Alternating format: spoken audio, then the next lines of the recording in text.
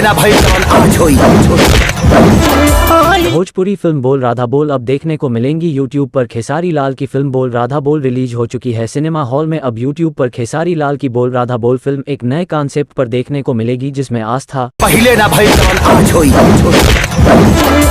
Bhojpuri film बोल राधा बोल अब देखने को मिलेंगी यूट्यूब पर। खेसारी लाल की फिल्म बोल राधा बोल रिलीज हो चुकी है सिनेमा हॉल में। अब यूट्यूब पर खेसारी लाल की बोल राधा बोल फिल्म एक नए कॉन्सेप्ट पर देखने को मिलेगी, जिसमें आस्था, प्रेम और एक्शन का भरपूर मसाला आपको देखने को मिलेगा। दोस्तों हमारे इस चैनल को सब्सक्राइब कर लो और वीडियो के लाइक कर दो और साथ ही साथ बने रहे।